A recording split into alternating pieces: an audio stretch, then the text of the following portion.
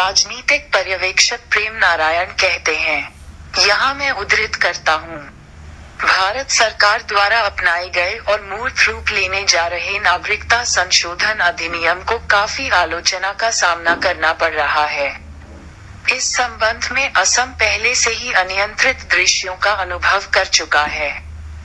1950 के नागरिकता अधिनियम के प्रावधानों में कुछ हद तक संशोधन किया गया और इस प्रकार हिंदू, जैन, ईसाई, बुद्ध, सिख धर्मों से संबंधित व्यक्तियों के लिए भारत के नागरिक बनने का मार्ग प्रशस्त हुआ, जो धार्मिक भेदभाव के कारण पाकिस्तान, अफगानिस्तान और बांग्लादेश में पीड़ित थे।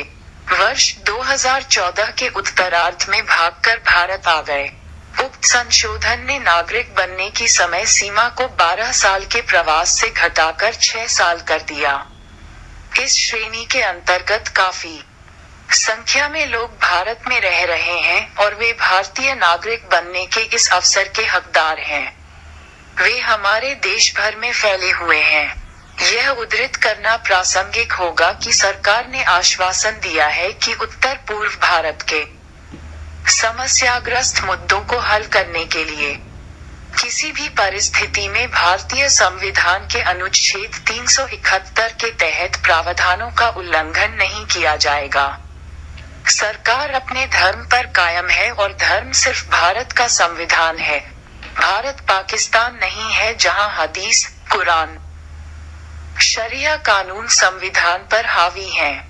पाकिस्तान में राज्य के तथाकथित संविधान को पहले से ही कहे गए इस्लामी कानूनों का बंधुआ मजदूर माना जाता है। यह उद्धृत करना महत्वपूर्ण है कि भारत को धर्म के आधार पर विभाजित किया गया था और एक संधि पर हस्ताक्षर किए गए थे जिसे नेहरू लियाकत संधि के रूप में जाना जाता है।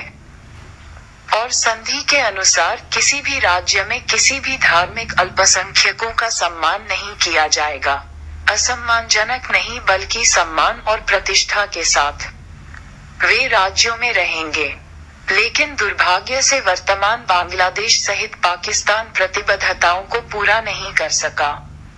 अफगानिस्तान भी इस खतरे से अछूता नहीं रहा। क्या कोई सोच सकता है कि उल्लिखित धर्मों के लोगों के ऐसे अत्याचारों के बाद भारत चुप बैठा रह सकता है? दूरी तक नहीं जाना है। इजराइल को देखो।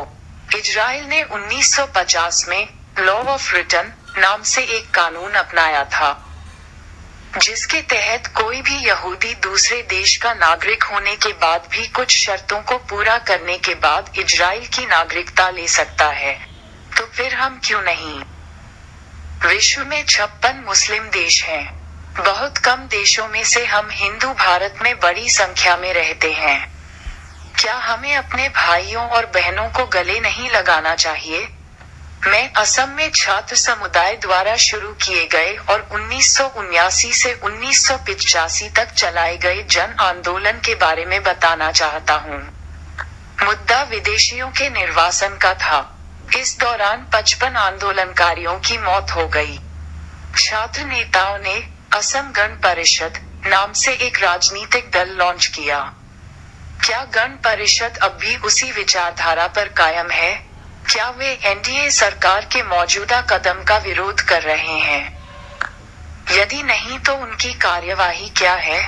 यदि उन्हें ऑल असम स्टूडेंट्स यूनियन और एक अन्य संगठन के बैनर तले आंदोलन शुरू करने के अपने पिछले दोषों का एहसास हुआ है, तो सभी एजीपी सदस्यों और संबंधित अन्य को बिना किसी पूर्व शर्त के तुरंत भाजपा में शामिल हो जाना चाहिए।